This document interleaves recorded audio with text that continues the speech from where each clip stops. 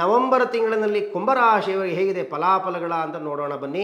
ಇದು ಏರಿಳಿತ ಭಗವಂತ ಎಲ್ಲ ಜೀವನದಲ್ಲೂ ಕೊಟ್ಟಿರ್ತಾರೆ. ತುಂಬ ಹಣಕಾಸಿನ ವಿಚಾರದಲ್ಲಿ ವೃತ್ತಿರಂಗದಲ್ಲಿ ಸ್ವಲ್ಪ ಕಷ್ಟಪಟ್ಟಿದ್ದೀರಾ, ಹೇಳಿಕೊಳ್ಳಾರ್ತಕ್ಕಂಥ ಅವಮಾನಗಳನ್ನು ಪಟ್ಟಿದ್ದೀರಾ. ವೃತ್ತಿರಂಗದಲ್ಲಿ ಇರ್ತಕ್ಕಂಥವರಿಗೆ ಹೆಚ್ಚಿನ ಲಾಭ ಬಡ್ತಿ ಪಡ್ತಕ್ಕಂಥದ್ದು, ಉದ್ಯೋಗದಲ್ಲಿರ್ತಕ್ಕಂಥವರಿಗೆ ಹೊಸ ಹೊಸ ಉದ್ಯೋಗಗಳು ಸಿಗ್ತಕ್ಕಂಥದ್ದು ಎಲ್ಲವೂ ನಿಮಗೆ ಲಭಿಸುತ್ತೆ. ಅಂದ್ಕೊಳ್ಳದಲೇ ಇರೋ ರೀತಿಯಾಗಿ ನೀವು ವೃತ್ತಿರಂಗದಲ್ಲಿ ಮೇಲೆ ಬರ್ತೀರಾ. ಹಾಗೆ ಹಣಕಾಸಿನ ಸ್ಥಿತಿ ಉತ್ತಮವಾಗಿರ್ತದೆ. ಹೊಸ ಹೊಸ ಹೂಡಿಕೆಗಳಿಂದ ನಿಮಗೆ ಲಾಭ ಆಗುತ್ತೆ. ಹೊಸ ಹೊಸ ಒಪ್ಪಂದಗಳು ನಿಮಗೆ ಗೊತ್ತಿರಲ್ಲ, ಸುಮ್ಮನೆ ಇದ್ರೂ ಕೂಡ ಅಂದ್ಕೊಳ್ಳದಲೇ ಇರೋ ರೀತಿಯಾಗಿ ಹೊಸ ಹೊಸ ಜನಗಳ ಸಂಪರ್ಕ ಸಿಗುತ್ತೆ. ಸ್ವಂತ ಉದ್ಯಮ ಮಾಡ್ತಕ್ಕಂಥವರು ಕೂಡ ಹೊಸ ಹೊಸ ಅವಕಾಶಗಳು ನಿಮಗೆ ಹುಡುಕೊಂಡು ಬರ್ತವೆ. ಅದರಿಂದ ಹೆಚ್ಚಿನ ಲಾಭ ನಿಮಗೆ ದೊರಕುತ್ತೆ. ಸಣ್ಣ ಪುಟ್ಟ ಆರೋಗ್ಯ ಸಮಸ್ಯೆ ಇದ್ರೂ ಕೂಡ ನೀವು ವೈದ್ಯರನ್ನು ಸಂಪರ್ಕ ಮಾಡಿ, ಅದರಿಂದ ನಿಮಗೆ ಹೆಚ್ಚಿನ ಫಲಾಫಲಗಳು ಸಿಗುತ್ತೆ, ಅದರಿಂದ ಪಾರಾಗ್ತೀವಿ. ಇನ್ನೂ ಹೆಚ್ಚಿನ ಫಲಾಫಲಗಳು ನಿಮಗೆ ಬೇಕು ಅಂತಂದರೆ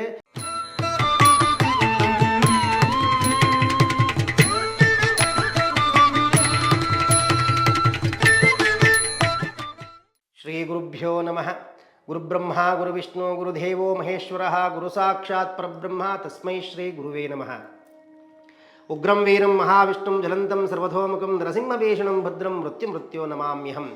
ಸಮಸ್ತ ವೀಕ್ಷಕ ಬಾಂಧವರಿಗೆ ನೃಕೇಸರಿ ಅಸ್ಟ್ರೋ ಚಾನಲ್ಗೆ ಸ್ವಾಗತವನ್ನು ಕೋರುತ್ತಾ, ನಮ್ಮ ಆರಾಧ್ಯ ದೈವವಾಗಿರ್ತಕ್ಕಂಥ ನರಸಿಂಹದೇವರು ಎಲ್ಲರಿಗೂ ಒಳ್ಳೆಯದನ್ನು ಮಾಡಲಿ ಅಂತೇಳಿ ಪ್ರಾರ್ಥನೆಯನ್ನು ಮಾಡಿ, ಇನ್ನೂ ನಮ್ಮ ಚಾನಲ್ಗೆ ಯಾರ್ಯಾರು ಸಬ್ಸ್ಕ್ರೈಬ್ ಆಗಿಲ್ಲ ಅವರೆಲ್ಲ ಸಬ್ಸ್ಕ್ರೈಬ್ ಆಗಿ ಅಂತ ಹೇಳಿ, ಈ ನವೆಂಬರ್ ತಿಂಗಳಿನಲ್ಲಿ ಕುಂಭರಾಶಿಯವರಿಗೆ ಹೇಗಿದೆ ಫಲಾಫಲಗಳ ಅಂತ ನೋಡೋಣ ಬನ್ನಿ.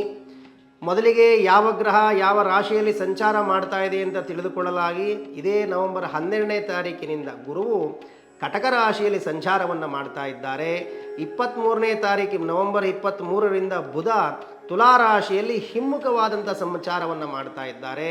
ಜನ್ಮಶನಿಯಾಗಿ ಮೀನರಾಶಿಯಲ್ಲಿದ್ದಂಥ ಭಗವಂತ ಶನೇಶ್ವರರು 28ನೇ ತಾರೀಕಿನಿಂದ ಹಿಮ್ಮುಖವಾದಂಥ ಸಂಚಾರ ಅವರು ಕೂಡ ಮಾಡ್ತಾ ಇದ್ದಾರೆ. ಹಾಗಿದ್ರೆ ಆ ಗ್ರಹಗಳ ಸಂಚಾರದಿಂದ ನಿಮ್ಮ ರಾಶಿಯವರಿಗೆ ಅಂದರೆ ಕುಂಭರಾಶಿಯವರಿಗೆ ಹೇಗಿದೆ ಫಲಾಫಲಗಳನ್ನು ನೋಡೋದಾದರೆ, ಈ ಕುಂಭರಾಶಿಯವರಿಗೆ ನವೆಂಬರ್ ತಿಂಗಳಲ್ಲಿ ಸ್ವಲ್ಪ ಮಿಶ್ರ ಫಲಗಳು ನಿಮಗೆ ದೊರಕುತ್ತೆ.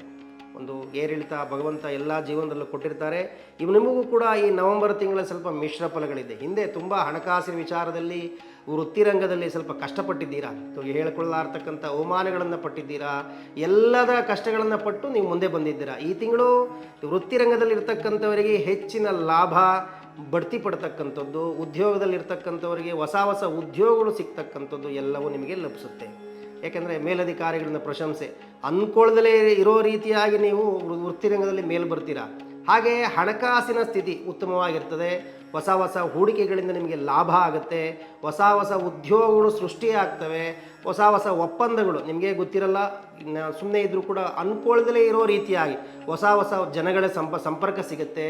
ಹೊಸ ಹೊಸ ಉದ್ಯೋಗಗಳಿಗೆ ನೀವು ಒಪ್ಪಂದಗಳನ್ನು ಮಾಡ್ತಕ್ಕಂಥ ಸಮಯ ಈ ನವೆಂಬರ್ ತಿಂಗಳಿನಲ್ಲಿ. ಹಾಗೆ ನೀವು ನಿಮ್ಮ ಹಣಕಾಸಿನ ಸ್ಥಿತಿಯ ಜೊತೆಗೆ ವೃತ್ತಿರಂಗದ ಜೊತೆಗೆ ಸ್ವಂತ ಉದ್ಯಮಿಯನ್ನು ಸ್ವಂತ ಉದ್ಯಮ ಮಾಡ್ತಕ್ಕಂಥವರು ಕೂಡ ಹೊಸ ಹೊಸ ಅವಕಾಶಗಳು ನಿಮಗೆ ಹುಡುಕೊಂಡು ಬರ್ತವೆ. ಅದರಿಂದ ಹೆಚ್ಚಿನ ಲಾಭ ನಿಮಗೆ ದೊರಕುತ್ತೆ. ಆದರೆ ಕುಟುಂಬದರೊಂದಿಗೆ ಎಲ್ಲ ಇದ್ದರೂ ಕೂಡ ಕುಟುಂಬದರೊಂದಿಗೆ ಭಿನ್ನಾಭಿಪ್ರಾಯಗಳು ಮೂಡುವಂತಹ ಸಂದರ್ಭ. ಹಾಗಾಗಿ ಅವರ ಮಾತನ್ನು ನೀವು ಕೇಳಿಸ್ಕೊಬೇಕಾಗ್ತದೆ. ನಿಮ್ಮ ಮಾತು ನೀವು ಕೂಡ ತಾಳ್ಮೆಯಿಂದ ಅವರೊಂದಿಗೆ ಕೂತು ವ್ಯವಹರಿಸಬೇಕಾಗತ್ತೆ. ಯಾವುದೇ ಸಮಸ್ಯೆ ಇದ್ದರೂ ಕೂಡ ಕೂತ್ಕೊಂಡು ಬಗೆಹರಿಸ್ಬೋದು ಮಾತುಕತೆ ಮೂಲಕ ಅಂತ ಹೇಳಿದ್ದಾರೆ. ಹಾಗಾಗಿ ಕುಟುಂಬದವರೊಂದಿಗೆ ಸಮಯವನ್ನು ಕೊಡಿ, ಅವರೊಟ್ಟಿಗೆ ಪುಣ್ಯಕ್ಷೇತ್ರಗಳ ದರ್ಶನವನ್ನು ಮಾಡಿ, ಅವರು ಹೇಳಿದ್ದನ್ನು ತಾಳ್ಮೆಯಿಂದ ಕೇಳಿಸಿಕೊಳ್ಳುವ ಗುಣಗಳನ್ನು ನೀವು ಬೆಳೆಸ್ಕೊಳ್ಳಿ. ಇದರಿಂದ ನೀವು ಪಾರಾಗ್ತೀರಾ. ಇನ್ನು ಆರೋಗ್ಯದ ಸಮಸ್ಯೆ, ಶೀತ ಜ್ವರ ಕೆಮ್ಮು ಸಣ್ಣ ಪುಟ್ಟ ಆರೋಗ್ಯದ ಸಮಸ್ಯೆ ಕೂಡ ನೀವು ಕಾಡ್ತದೆ. ಅದರಿಂದ ನೀವು ವೈದ್ಯರನ್ನು ಸಂಪರ್ಕ ನೆಗ್ಲೆಕ್ಟ್ ಮಾಡಬಾರ್ದೆ. ಬಿಡು ಜ್ವರ ಅಲ್ವಾ, ಕೆಮ್ಮಲ್ವಾ, ನನಗೇನು ನಡೀತದೆ, ನಾನೇ ಸ್ವಂತ ಅವರವರೇ ಸ್ವತಃ ಔಷಧಿಗಳನ್ನು ತೆಗೆದುಕೊಂಡ್ಬಿಡ್ತಾರೆ. ಜ್ವರ ಬಂತು ಈ ಮಾತ್ರೆ ನುಂಗ್ಬಿಡಪ್ಪ, ಕೆಮ್ಮು ಬಂತು ಈ ಮಾತ್ರೆ ನುಂಗ್ಬಿಟ್ಟು ಹೊರಟೋಗ್ಬಿಡುತ್ತೆ. ಅಂಥವೆಲ್ಲ ಮಾಡೋಕ್ಕೆ ಹೋಗ್ಬಿಡಿ.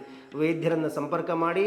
ಸಣ್ಣ ಪುಟ್ಟ ಆರೋಗ್ಯ ಸಮಸ್ಯೆ ಇದ್ದರೂ ಕೂಡ ನೀವು ವೈದ್ಯರನ್ನು ಸಂಪರ್ಕ ಮಾಡಿ, ಅದರಿಂದ ನಿಮಗೆ ಹೆಚ್ಚಿನ ಫಲಾಫಲಗಳು ಸಿಗುತ್ತೆ, ಅದರಿಂದ ಪಾರಾಗ್ತೀರ.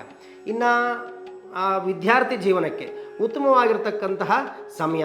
ಒಳ್ಳೆಯ ಸ್ಪರ್ಧಾತ್ಮಕವಾಗಿರ್ತಕ್ಕಂಥ ನೀವು ಎಕ್ಸಾಮ್ ಏನಾದರೂ ಪರೀಕ್ಷೆಗಳನ್ನೇನಾದರೂ ಬರೆದಿದ್ರೆ ಅದು ಉತ್ತಮವಾದಂಥ ಲಾಭದ ನಿರೀಕ್ಷೆ ಅಂದರೆ ಒಳ್ಳೆಯ ರಿಸಲ್ಟ್ ಬರ್ತದೆ, ಒಳ್ಳೆಯ ಪ್ರಶಂಸೆ ಸಿಗುತ್ತೆ, ಹೊಸ ಹೊಸ ಉದ್ಯೋಗಗಳು ಸಿಗುತ್ತೆ, ಹೊಸ ಹೊಸ ಅವಕಾಶಗಳು ವಿದ್ಯಾರ್ಥಿ ಜೀವನಕ್ಕೆ ಲಭಿಸುತ್ತೆ.